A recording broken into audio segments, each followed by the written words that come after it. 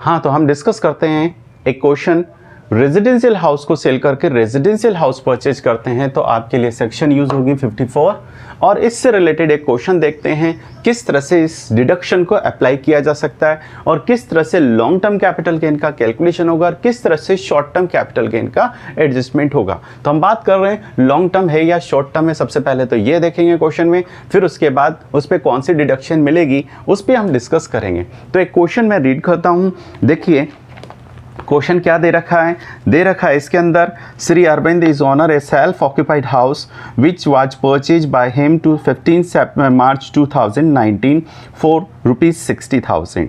The fair market value of this house on 1 April 2001 was ₹80,000. He sold this house on 20th June 2019 for ₹11 lakh and spent ₹10,000 in this connection of brokerage, transfer fee, etc.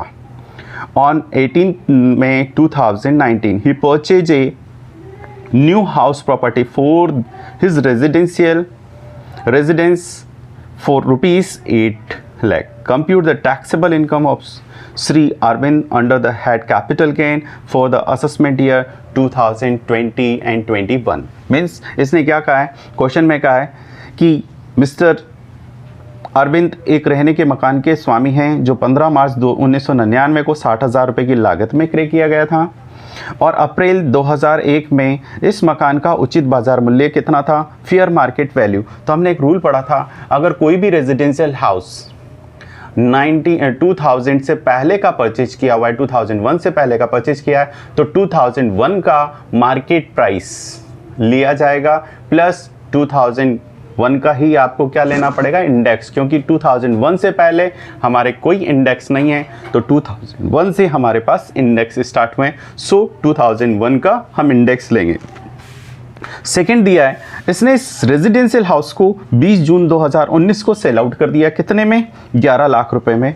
और इस संबंध में उसने क्या खर्चे किए, 10,000 रुपये की ब्रोकरेज यानी दलाली दिए, हस्तांतरण व्यय दिए हैं और 18 मई 2019 को उन्होंने अपने स्वयं के रहने के लिए 8 लाख का नया मकान खरीद लिया।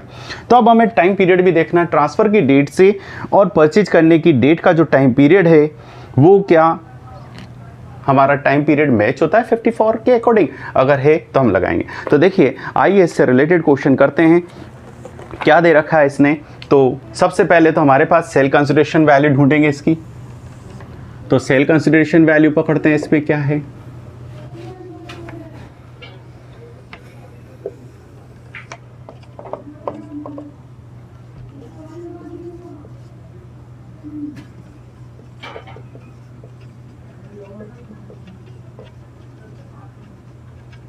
वैल्यू कितने में सेल किया, 18 लाख रुपीस में, 18 लाख रुपए 11 लाख रुपए में बेच दिया।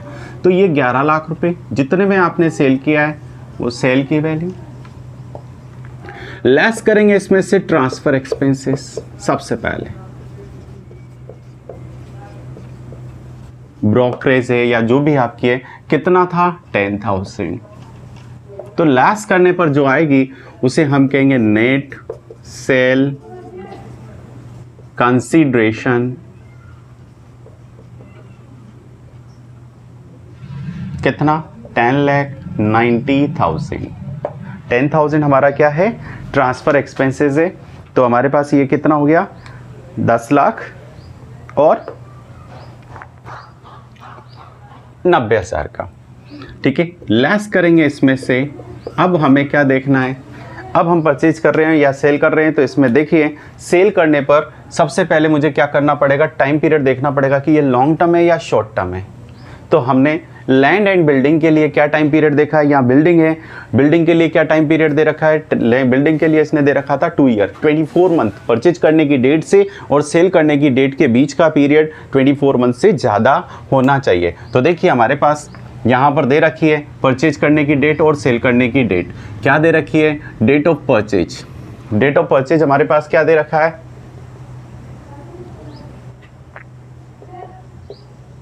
डेट ऑफ परचेज हमारे पास इसमें दे रखा है, परचेज करने की डेट और ट्रांसफ़र करने की डेट और डेट ऑफ ट्रांसफ़र। तो पहले डेट ऑफ ट्रांसफ़र ले लेते हैं, ट्रांसफ़र करने की डेट है हमारे पास यहाँ पर 20 जून, ठीक है, 20 जून 2019। तो अप्रैल मई जून, जनवरी फरवरी मार्च अप्रैल मई एंड जून, 6 मंथ 2019। और परचेज करने की डेट ऑफ परचेज, और ये सेल किए। तो परचेज करने की डेट क्या थी आपकी, तो इसने परचेज किया था कब, 2001 से पहले, यानी 15 मार्च 1999। अब ये टाइम पीरियड निकालें तो यहां से डायरेक्ट ही दिख रहा है ये कितना 20 ईयर था रहा है। ऐसे तो 20 ईयर से अबव है, फिर भी मैं कैलकुलेशन बताता हूं इसको कैलकुलेट कैसे किया जाए। तो देखिए यहां पर दे रखा है डेज में से डेज लेस किया, ये डेज है, ये मंथ है और ये ईयर है। क्योंकि बच्चों को ज़्यादातर जो प्रॉब्लम आती है वो सबसे ज़्यादा यहीं पर आती है, डेज मंथ और ईयर। ये डेज वाला कॉलम हो गया, मंथ वाला कॉलम हो गया, ये डेज में से डेज लेस किया, मंथ में से मंथ लेस किया और नंबर ऑफ ईयर में से नंबर ऑफ ईयर किया। तो 20 ईयर 3 मंथ और 5 डेज, यानी 2 ईयर से अबव है। 2 ईयर से अबव है तो ये क्या हो जाएगा, लॉन्ग टर्म कैपिटल गेन की कैटेगरी में इंडेक्स करना पड़ेगा। तो इंडेक्स कॉस्ट ऑफ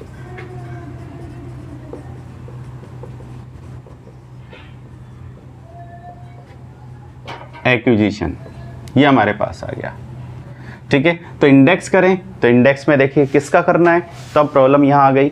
अब 2001 से पहले का जो वैल्यू है वो परचेज की वैल्यू और 2001 का मार्केट वैल्यू, जो आपको दोनों में से सही लगे वो आप लेंगे। तो रूल तो यही कहता है कि हमेशा 2001 का ज़्यादा है तो उसकी वैल्यू को लेंगे, क्योंकि इससे क्या होगा, आपकी जो इंडेक्स आएगी वो ज़्यादा अमाउंट आएगी, जिससे कि आपका टैक्स कम बचे। तो हमारे कैलकुलेशन करना है तो कौन सा, 2001 का मार्केट प्राइस।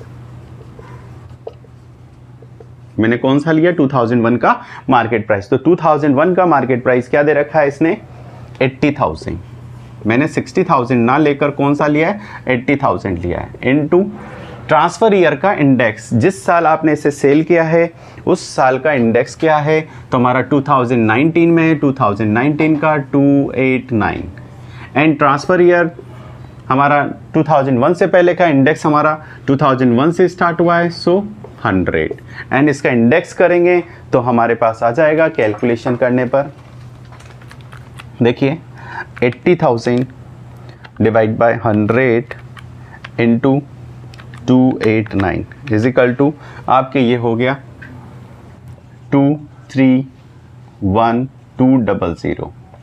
अगर कोई इंप्रूवमेंट होता तो मैं इंप्रूवमेंट को भी लेस करता, लेस कर दीजिए इसमें से 1090, तो ये रह गया मेरे पास 858,800। इसे कहूँगा मैं क्या, गेन। कौन सा गेन है ये, लॉन्ग टर्म। इसमें से मेरे को डिडक्शन मिल सकती है क्या, रेजिडेंशियल हाउस को सेल करके इसने क्या परचेज किया है, रेजिडेंशियल हाउस परचेज किया है, सो इसे डिडक्शन मिलेगी अंडर सेक्शन 54। कितनी, तो जितने में इसने परचेज किया वो, और long term capital gain which ever is less. तो परचेज इन्वेस्टमेंट अमाउंट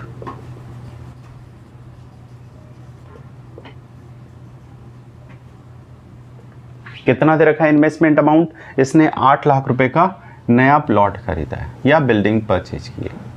और लॉन्ग टर्म गेन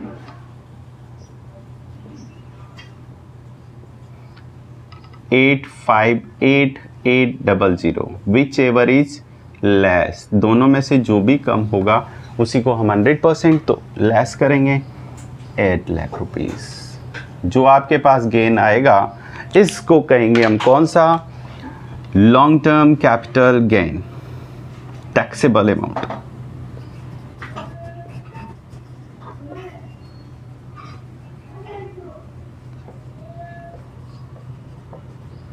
टैक्सेबल कितना, 58,800। ये आपका इससे रिलेटेड क्वेश्चन हो गया, ठीक है। तो एक बार मैं वापस रिपीट कर देता हूँ। इसने जो परचेज किया था, परचेज करने की डेट क्या है, तो हमने देखा परचेज करने की डेट इसकी क्या थी 1999 और 2019 में सेल किया, तो टाइम पीरियड हो गया आपका लॉन्ग पीरियड का, लॉन्ग पीरियड हो गया इसका मतलब long term capital gain arise होगा। क्या एसेट सेल किया इसने, रेजिडेंशियल हाउस को सेल करके रेजिडेंशियल हाउस परचेज किया। सो मेरे दिमाग में क्या आना चाहिए, काय की डिडक्शन मिलनी चाहिए, मकान को बेचकर मकान खरीदा है तो 54 की डिडक्शन।